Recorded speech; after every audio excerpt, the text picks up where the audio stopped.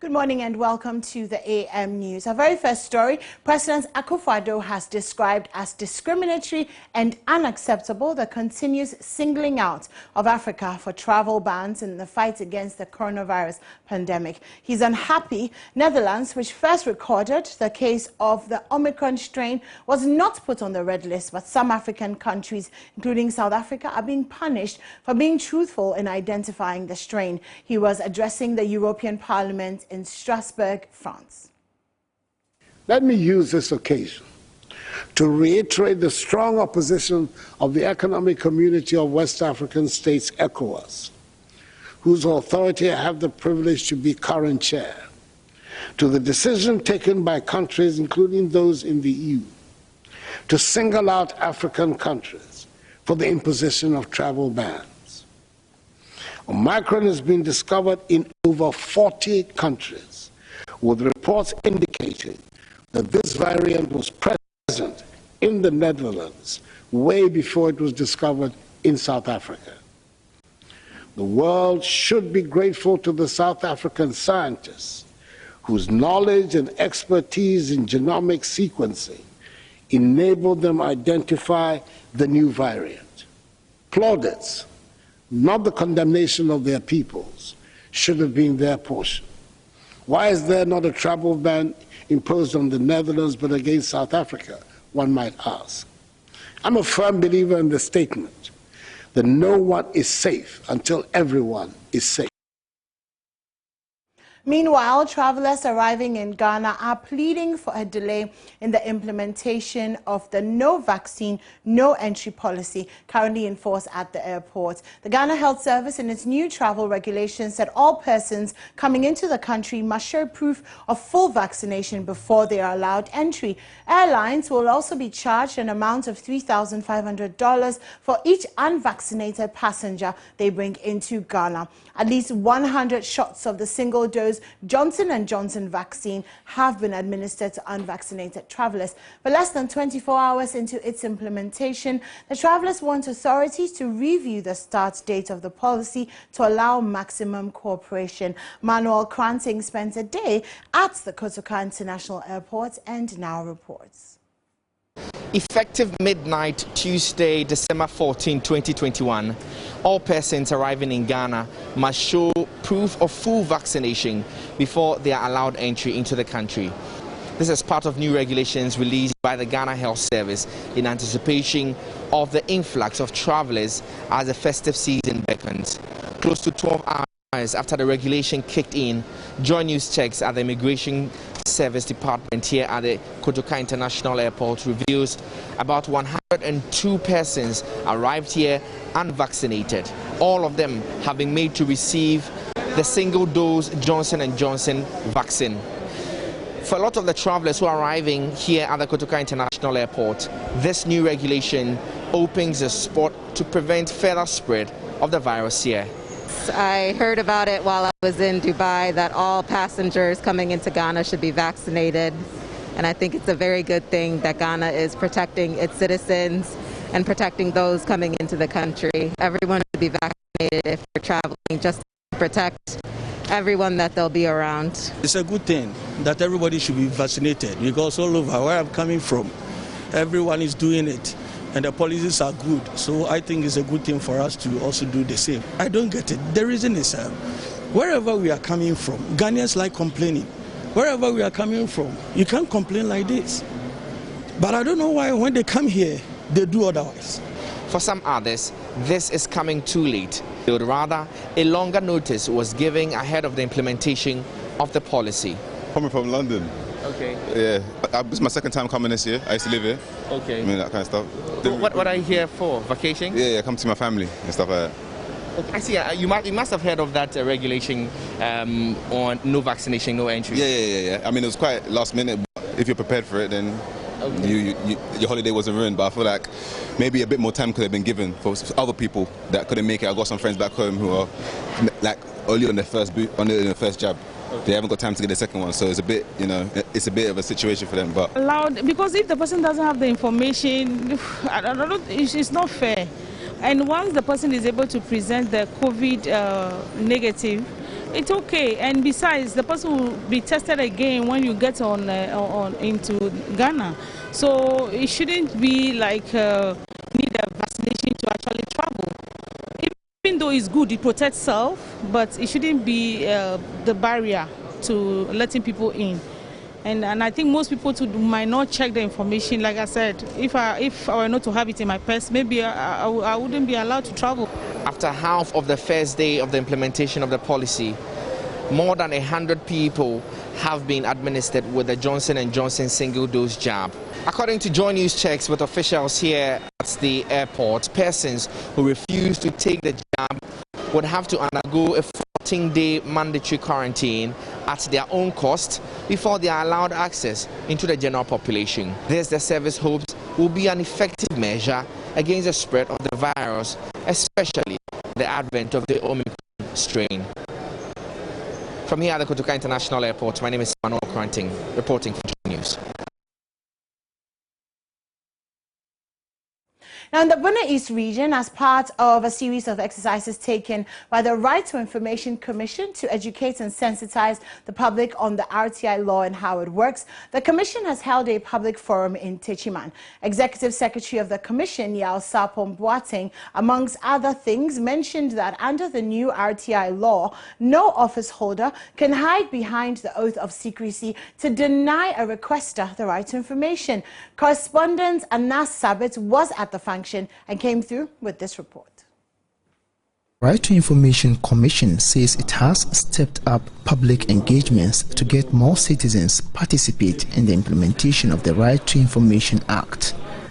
The Commission, as part of a series of exercises to help the citizenry better appreciate the new law, held a public lecture at the Techiman Bunjemim Hall under the theme, "The Right to Access Information and the Role of the Commission."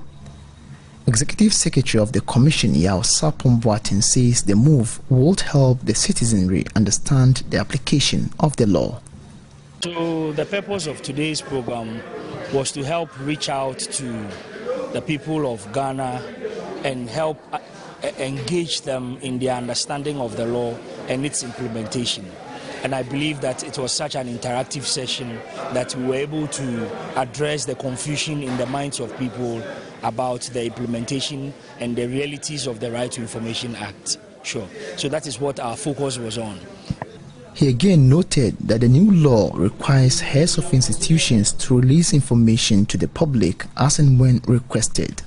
Now, you'd realize that as public institutions, there's this feeling of secrecy in terms of what we have sworn to before taking office. This law has come to replace that process, so that if information is not exempt, you are required under the law to give it out. You cannot ride under the secrecy or the oath you have taken in office that allows you to keep public information as secret. So it's a new system we are engaging in that is supposed to push for more openness and transparency in our public discourse. Some of the participants expressed satisfaction with the lecture and asked that the move would ensure transparency so far as information is concerned. Desmond Tutu is the Regional Information Officer. This law is very important. Now that it has come into fruition, it will allow every public institution and private institution that uses public funds to give out information, because as the Executive Secretary rightly said, at first you go into any public institution to demand for information, they are unwilling to give you. But now there's a law at 989 and you are compelled to give out the information that the person is requesting for. So it will go a long way to ensure transparency, accountability in our public discourse, because you are forced to give out any information that the person is requesting. He asked that the Information Services Department would further intensify its education and sensitization exercises to other areas in the region, together with the media, to increase awareness on the RTI Act. I'm so happy that we have turned out in our numbers, and everybody now seems to understand the law more, and I think that we will do more education. We'll collaborate with the media, and the more education will help the people to understand the law more, and then they will be willing to give out information. Reporting for Joy News, Anas Sabit, Tichiman.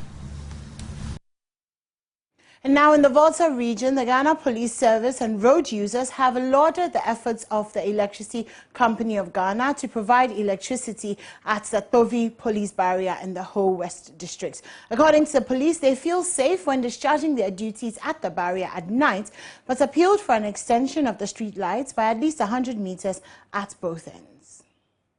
The Kponvi barrier, which was mounted in 1979, was not connected to electricity until November 2021, following an appeal by the police. The barrier, which was to serve as a buffer between feuding factions in the Pekichito conflict, relied on dry cells and solar-powered lanterns at night. Following the provision of electricity and some street lights, police officers and road users say they feel safe at the barrier. First year, when there was no light here, we were using bobo and lantern, and it made our work difficult because of there was reptiles, scorpions, snakes, somebody afar, and you are using torch. The person see you, even you will not see the person, but the person, because you are using light, the person see you more. And that those are any car approaching, you will not see the car. The time that you see the car approach you, you know, but now you can see afar because the light is there, the street light is go so bad. You can see any car approaching us, you see it before, or you see even you see the color, you see the number. To be in this bush with that light, master, it's very difficult. But now the light is here. I've seen, the moment I'm coming, I've seen that there's a change over here. ECG, God bless you for your good work. Continue doing it like that. Serve the people, and the people will be happy with you. Thank you. Now, I have been traveling the stretch since 2010. I have never seen lights here. It was difficult to identify if it were a police officer or armed robbers stopping us when we get to the barrier. But today, the place is well lighted. I can easily identify the police officers. We thank ECG for their good work. We are appealing that they erect street lights from here to Ho because robbers do disturb us on the stretch. The head of the Volta Regional Police Public Affairs Unit, DSP Elizabeth Ifiatenge, however, appealed for an extension of the street lights. The moment we got here, we saw how the personnel were going about their duties. They could see approaching vehicles. So if there's any danger coming, they can also be on high alert to ward off that particular threat that is coming. And so we are most grateful to the ECG. And we are also asking if the street lights could be extended further so that they can see very far if any danger is coming. They will see it ahead of time to be able to put themselves in readiness. Fred Kwame Asari, Joy News, Kponvi Barrier. And our very last story is coming to us from Kumasi. Now, the Christmas season is largely enjoyed by children who are frequently lavished with gifts. Love FM's Anita Sewa Ajoga investigates how youngsters are preparing for the Yuletide. Restocking their goods, and this can only mean one thing: Christmas is here. Ahead of the festivities, parents get ready to make the season special for their kids. But how are children preparing for the celebration? Last year, because of the COVID, we couldn't enjoy it. It wasn't so exciting. So this Christmas party, I want to enjoy. I want to buy my outing dress myself, because always my mommy always buy it to me. As for this Christmas, I want to buy it myself. I'm excited because last year the Christmas wasn't so exciting. Why? Because we were like on lockdown. So but this year we will be doing everything we usually do. And when it's 31st watch night, we won't be doing that 1 hour those service. We'll be doing all service. This year, dear, I'm planning to celebrate the Christmas well because I couldn't celebrate it last year. Like I wanted to celebrate it, and mommy has buy some shoes and some trowel and some shirts for me to celebrate the Christmas. And I'm saving some money to buy some toys. I'm preparing for Christmas because I and my mommy, we are going for more. And you go there to have fun. And my friends, almost, they just don't go here. I and my friends will be going there.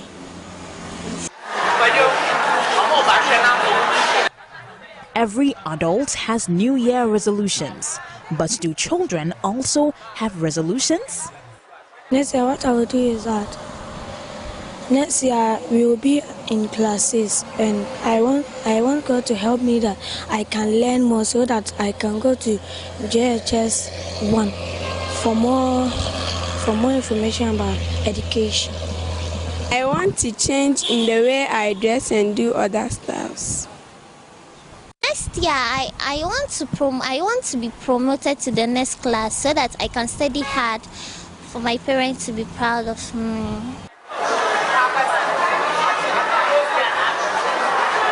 Let's celebrate the season with love and peace. Anita Sewa Ajogan reporting. All right, well, that's it for AM News. Coming up next is the newspaper review with Elton Brobe and myself. Don't go anywhere.